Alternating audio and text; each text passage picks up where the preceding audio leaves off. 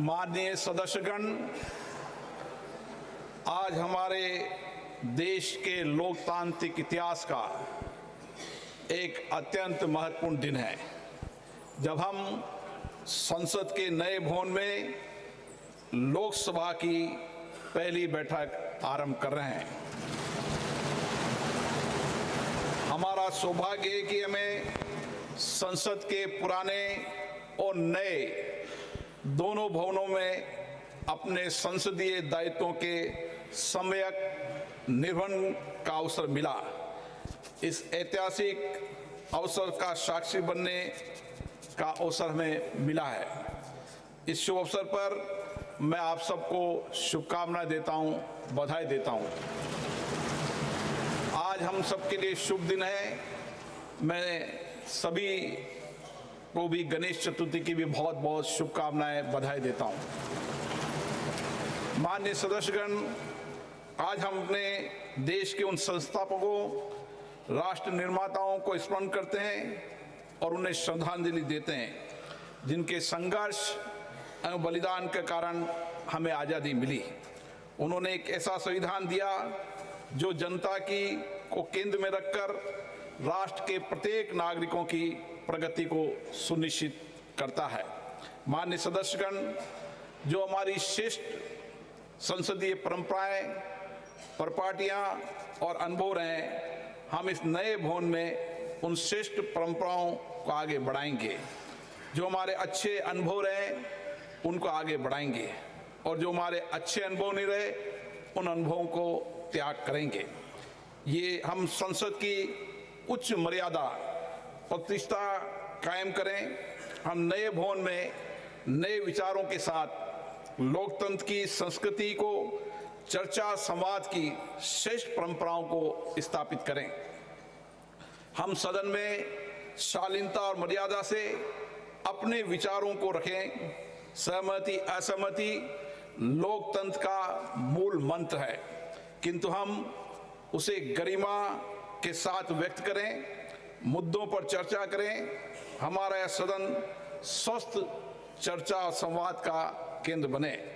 हमारे राजनीतिक और वैचारिक मतभेद हो सकते हैं, लेकिन हमने देश हित में एक साथ मिलकर बड़े फैसले लिए हैं। मुझे आशा है इस सदन में भी हम उसी परंपराओं का निर्वहन करेंगे।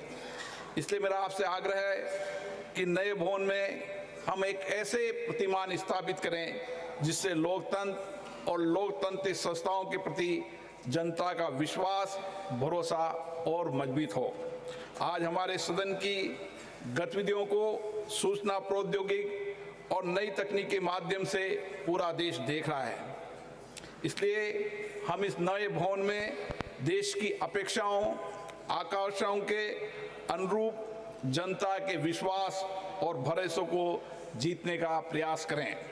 उनके मुद्दे, उनकी आकांक्षाओं को जिम्मेदारी के साथ मर्यादित तरीके से सदन में रखें। माननीय सदस्यगण, सदन के सुचारू संचालन में सभी माननीय सदस्यों का सहयोग मुझे निरंतर मिलता रहा है। मुझे आशा है नए संसद भवन में भी, इस कक्ष में भी अच्छी परंपराओं और परिपाटियों को लागू करते हुए आप मुझे सहयोग करेंगे और सदन को सुव्यवस्थित नियमों प्रक्रियाओं से चलाने में मेरा सहयोग करेंगे। हमारा यह भवन हमारी विरासत, विविधता और आधुनिकता का भव्य संगम है। रिकॉर्ड समय में इस भवन का निर्माण सुनिश्चित करने के लिए मैं माननीय प्रधानमंत्री जी का हार्दिक धन्यवाद देता हूं। मैं भवन के निर्माण में योगदान के लिए भारत सरकार, लोकसभा सचिवालय और श्रमवीर कर्मयोगियों को भी इस हार्दिक धन्यवाद देता हूं। मुझे विश्वास है आज गणेश चतुर्थी के शुभ दिन पर हम नई ऊर्जा, नई उमंग, नए उत्साह, नए सपने के साथ संसद की कार्रवाई शुरू करेंगे। मैं अब माननीय प्रधानमंत्री जी से आग्रह करूंगा कि वह सदन को संबोधित करें।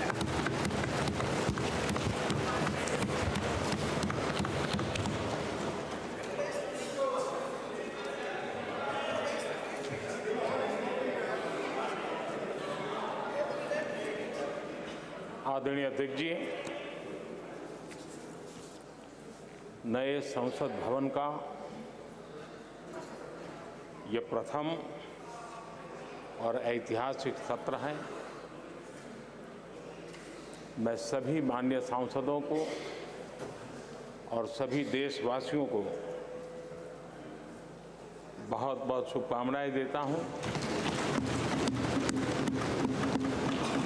आदरणीय अध्यक्ष जी, आज प्रथम दिवस के प्रथम सत्र में नए सदन में आपने मुझे बात रखने के लिए अवसर दिया है, इसलिए मैं आपका बहुत बहुत आभार व्यक्त करता हूं।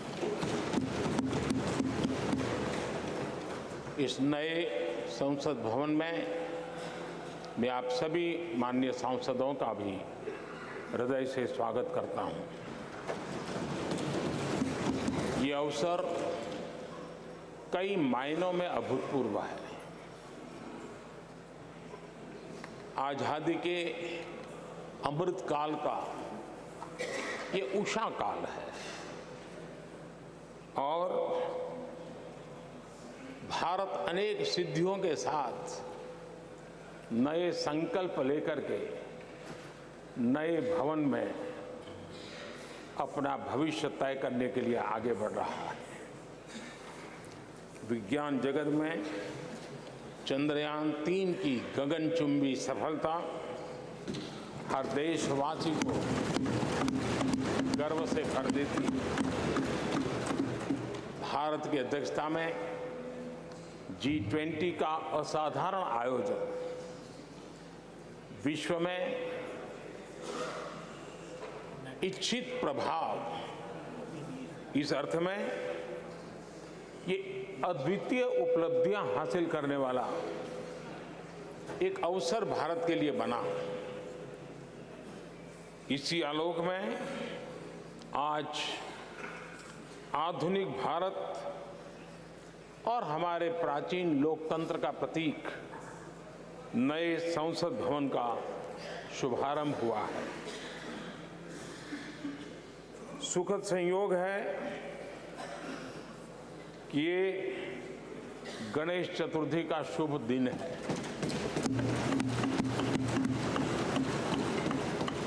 गणेश जी शुभता और सिद्धि के देवता है।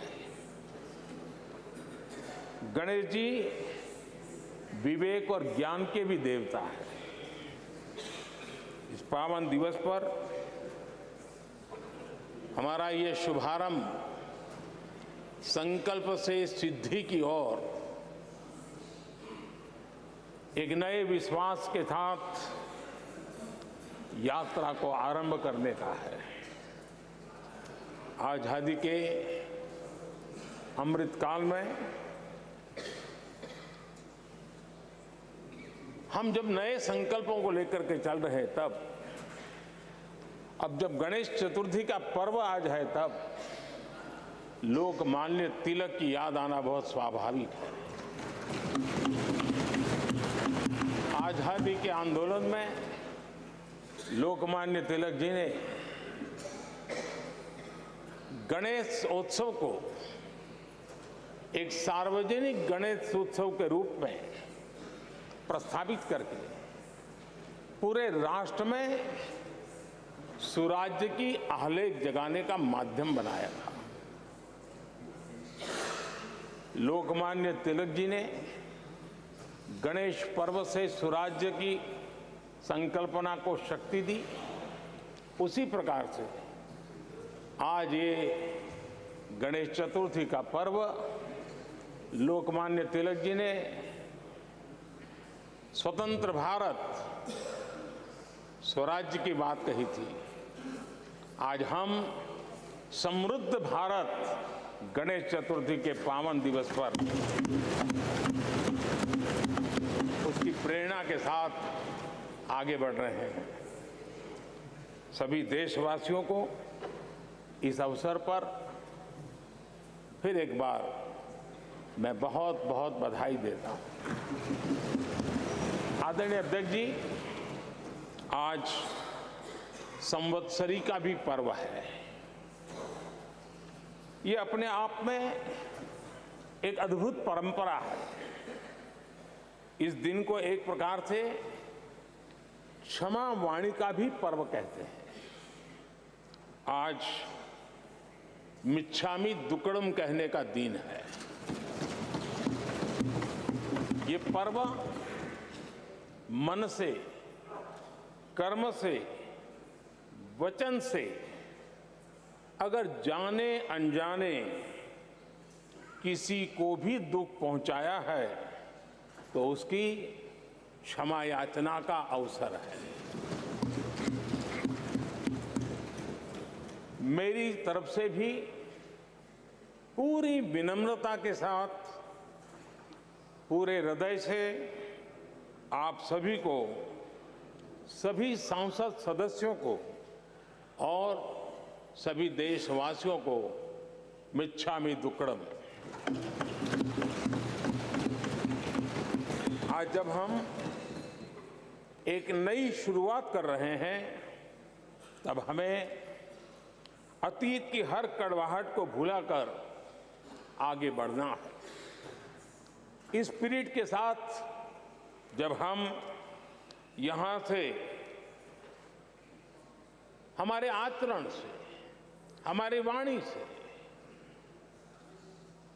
हमारे संकल्पों से जो भी करेंगे देश के लिए, राष्ट्र के एक एक नागरिक के लिए वो प्रेरणा का कारण बनना चाहिए और हम सबको इस दायित्व को निभाने के लिए भरसक प्रयास भी करना चाहिए। आदरणीय अध्यक्ष जी, ये भवन नया है, यहां सब कुछ नया है, सारी व्यवस्थाएं नई हैं। यहां तक आपके सब साथियों को भी आपने एक नए रंग रूप के साथ प्रस्तुत किया है।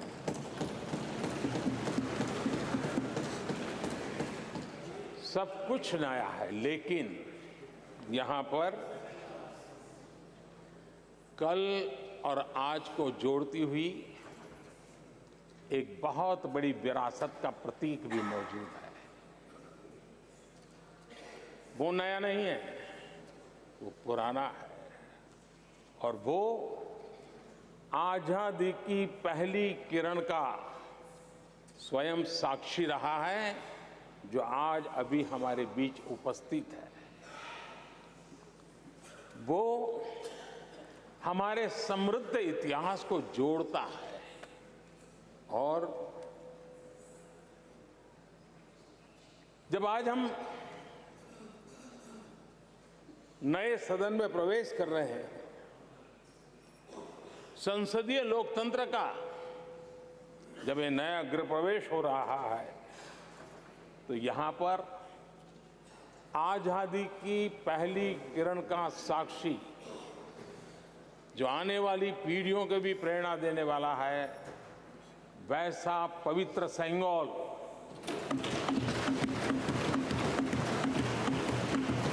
और ये वो सेंगोल है जिसको भारत के प्रथम प्रधानमंत्री पंडित नेहरू का स्पर्श हुआ था। ये पंडित नेहरू के हाथों में पूजा विधि कर करके आजादी के पर्व का प्रारंभ हुआ था और इसलिए एक बहुत महत्वपूर्ण अतीत को उसके साथ सेंगोल हमें जोड़ता है।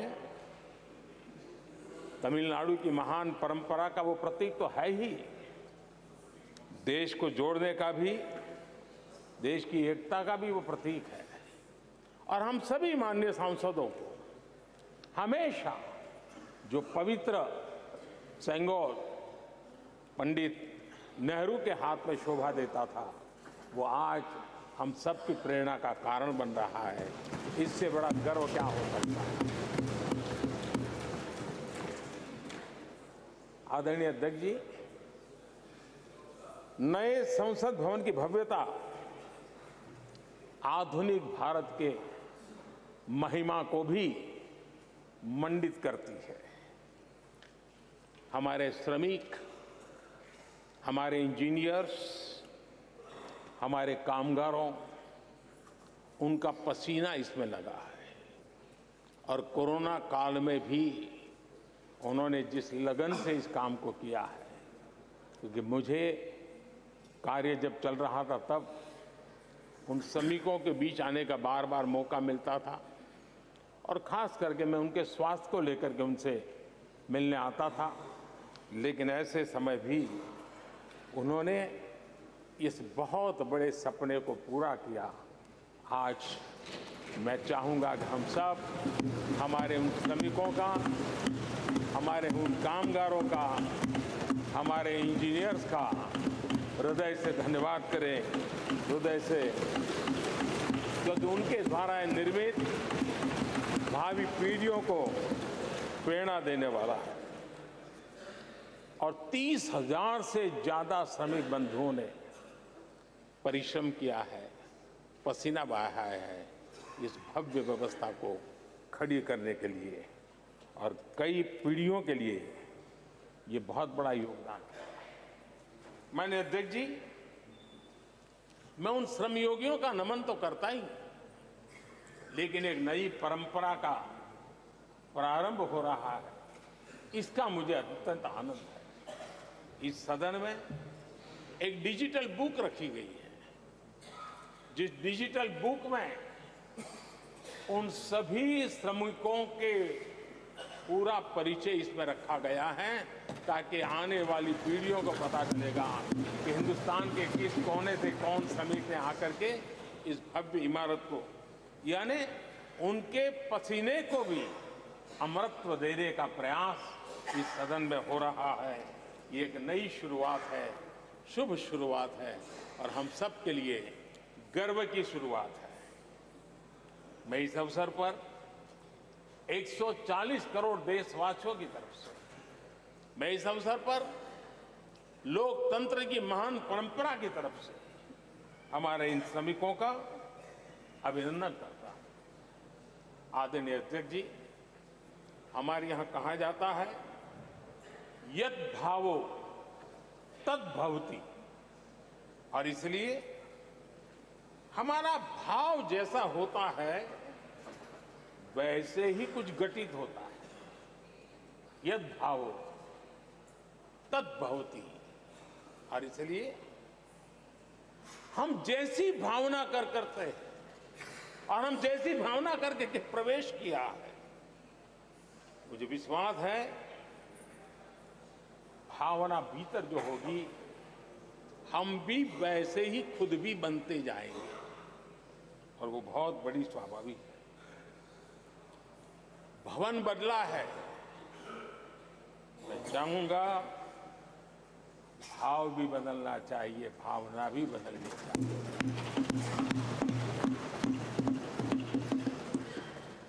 संसद राष्ट्र सेवा का सर्वोच्च स्थान है। ये संसद दलहित के लिए नहीं है। हमारे संविधान निर्माताओं ने इतनी पवित्र संस्था का निर्माण दलहित के लिए नहीं, सिर्फ और सिर्फ देश हित के लिए किया।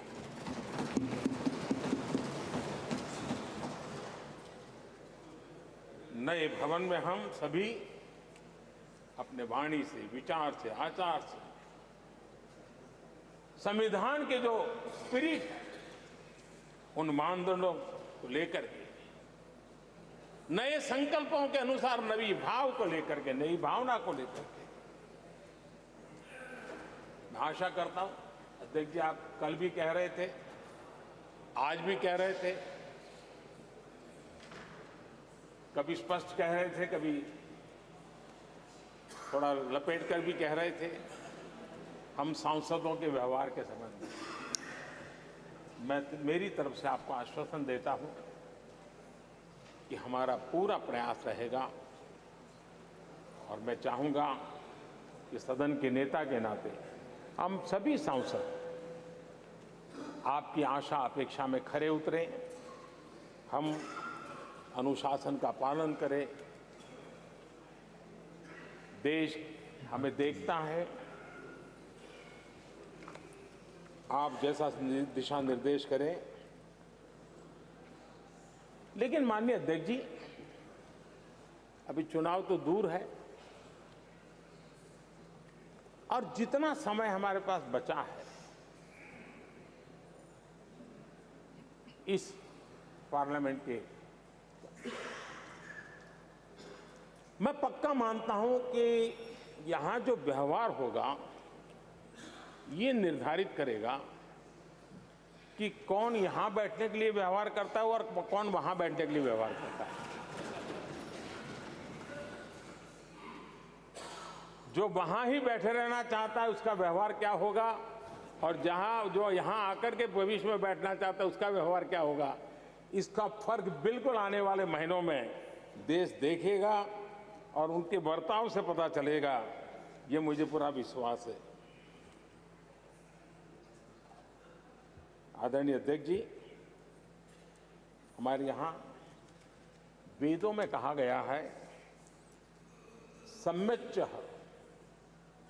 सब्रता भूत्वा वाचम वदत भद्रया, अर्थात हम सब एक मत होकर, एक समान संकल्प लेकर कल्याणकारी सार्थक संवाद करें। यहां हमारे विचार अलग हो सकते हैं, विमर्श अलग हो सकते हैं, लेकिन हमारे संकल्प एकजुट ही होते हैं, एकजुट ही रहते हैं, और इसलिए हमें उसकी एकजुटता के लिए भी भरपूर प्रयास करता रहना चाहिए। आदरणीय अध्यक्ष जी, हमारी संसद ने राष्ट्रहित के तमाम बड़े अवसरों पर ही इसी भावना से काम किया है। न कोई इधर का है न उधर का है, सब कोई राष्ट्र के लिए करते रहे। मुझे आशा है इस नई शुरुआत के साथ इस संवादीय के वातावरण में और इस संसद के पूरे डिबेट में हम उस भावना को जितनी ज्यादा मजबूत करेंगे, हमारी आने वाली पीढ़ियों को अवश्य हम प्रेरणा देंगे। संसदीय परंपराओं की जो लक्ष्मण रेखा है, उन लक्ष्मण रेखा का पालन हम सबको करना चाहिए, और वो स्पीकर महोदय की अपेक्षा को हमें जरूर पूरा करने की कोशिश करनी चाहिए। आदरणीय अध्यक्ष जी, लोकतंत्र में राजनीति, नीति और शक्ति का इस्तेमाल ये समाज में प्रभावी बदलाव का एक बहुत बड़ा माध्यम होता है, और इसलिए स्पेस हो या स्पोर्ट्स हो, स्टार्टअप्स हो या सेल्फ हेल्प ग्रुप हो, हर क्षेत्र में दुनिया भारतीय महिलाओं की ताकत देख रही है। G20 की अध्यक्षता, विमेन लेड डेवलपमेंट की चर्चा आज दुनिया इसका स्वागत कर रही है, स्वीकार कर रही है। दुनिया समझ रही है कि सिर्फ महिलाओं के विकास की बात इनफ नहीं है।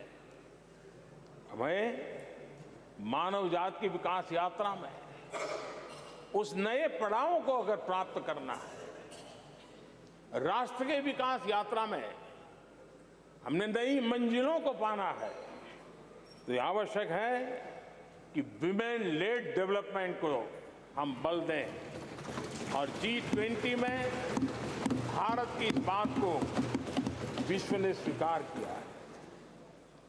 महिला सशक्तिकरण की हमारी हर योजना ने महिला नेतृत्व करने की दिशा में बहुत सार्थक कदम उठाए हैं। आर्थिक समावेश को ध्यान में रखते हुए जनधन योजना शुरू की।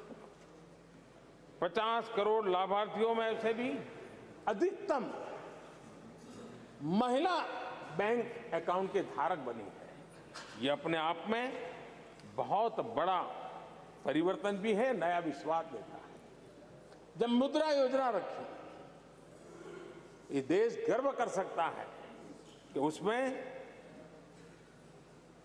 बिना बैंक गारंटी 10 लाख रुपए की लोन देने की योजना, और उसका लाभ पूरे देश में सबसे ज्यादा महिलाओं ने उठाया। महिला एंटरप्रेन्योर का एक पूरा वातावरण देश में नजर आया। पीएम आवास योजना, पक्के घर, ये भी उसकी रजिस्ट्री ज्यादातर महिलाओं के नाम हुई, महिलाओं का मालिकाना हक बना। आदरणीय अध्यक्ष जी, हर देश की विकास यात्रा में ऐसे माइलस्टोन आते हैं जब वो गर्व से कहता है कि आज के दिन हम सब ने नया इतिहास रचा है। ऐसे कुल पल जीवन में प्राप्त होते हैं। और आदरणीय अध्यक्ष जी, नए सदन के प्रथम सत्र के प्रथम भाषण में मैं बड़े विश्वास और गर्व से कह रहा हूं कि आज की ये पल, आज का ये दिवस, संवत्सरी हो, गणेश चतुर्थी हो, उससे भी आशीर्वाद प्राप्त करते हुए इतिहास में नाम दर्ज करने वाला समय है।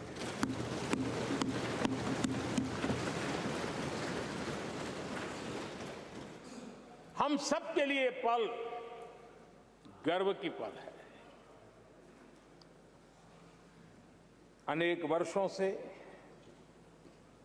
महिला आरक्षण के संबंध में बहुत चर्चाएं हुई हैं, बहुत वाद विवाद हुए हैं। महिला आरक्षण को लेकर संसद में पहले भी कुछ प्रयास हुए हैं। 1996 में इससे जुड़ा बिल पहली बार पेश हुआ था। अटल जी के कार्यकाल में कई बार महिला आरक्षण का बिल पेश किया गया, कई बार, लेकिन उसे पार कराने के लिए आंकड़े नहीं जुटा पाए और उसके कारण वो सपना अधूरा रह गया। महिलाओं को अधिकार देने का, महिलाओं की शक्ति का उपयोग करने का वो काम, शायद ईश्वर ने ऐसे कई पवित्र काम के लिए मुझे चुना है।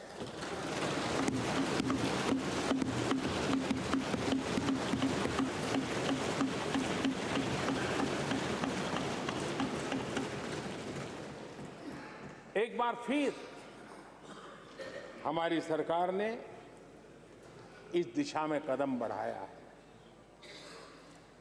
कल ही कैबिनेट में महिला आरक्षण वाला जो विधेयक है उसको मंजूरी दी गई है।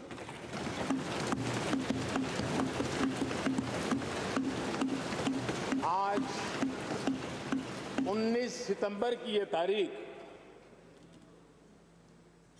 इसीलिए इतिहास में अमरत्व को प्राप्त करने जा रहे हैं।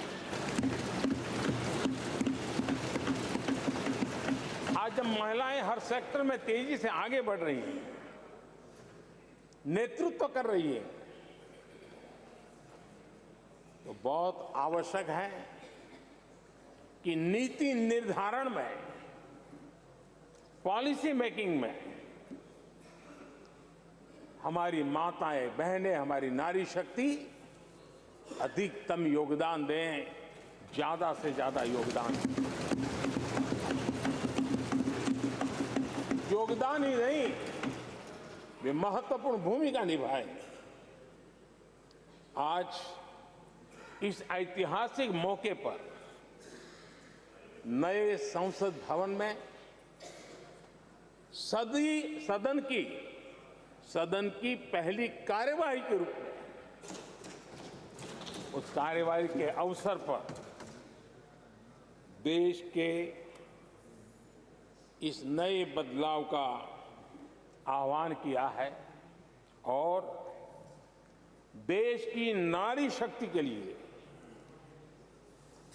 सभी सांसद मिलकर के नए प्रवेश द्वार खोल दें, इसका आरंभ हम इस महत्वपूर्ण निर्णय से करने जा रहे हैं। विमेन लेड डेवलपमेंट के अपने संकल्प को आगे बढ़ाते हुए हमारी सरकार आज एक प्रमुख संविधान संशोधन विधेयक प्रस्तुत कर रही है। इस विधेयक का लक्ष्य लोकसभा और विधानसभाओं में महिलाओं की भागीदारी का विस्तार करने का है। नारी शक्ति बंधन अधिनियम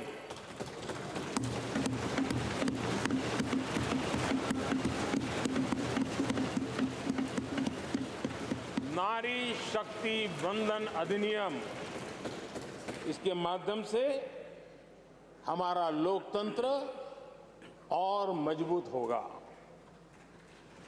मैं देश की माताओं, बहनों, बेटियों को नारी शक्ति बंधन अधिनियम के लिए बहुत बहुत बधाई दूंगा। मैं सभी माताओं, बहनों, बेटियों को आश्वस्त करता हूं कि हम इस बिल को कानून बनाने के लिए संकल्पबद्ध है।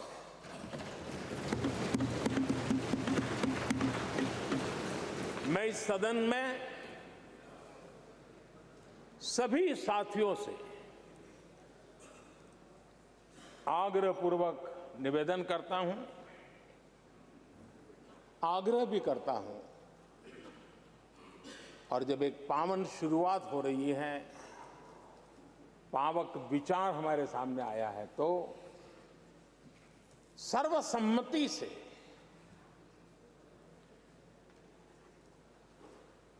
जब ये बिल कानून बनेगा तो उसकी ताकत अनेक गुना बढ़ जाएगी।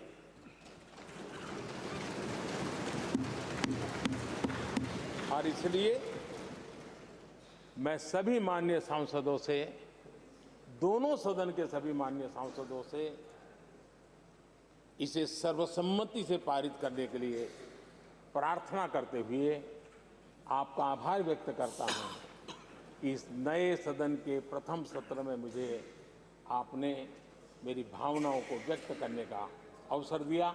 बहुत बहुत धन्यवाद। श्री अधीर रंजन चौधरी जी।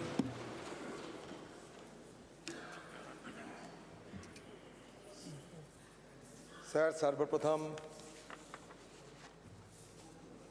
हमारे लोकसभा की स्पीकर, हमारे अभिभावक, आपको सबकी तरफ से आभार प्रकट करता हूं कि आप ये नए सदन में आज नया शुरुआत करने का पहल किए हैं और इसके साथ साथ हमारी देश की हर नागरिकों को गणेश चतुर्थी की बधाई भी देना चाहते हैं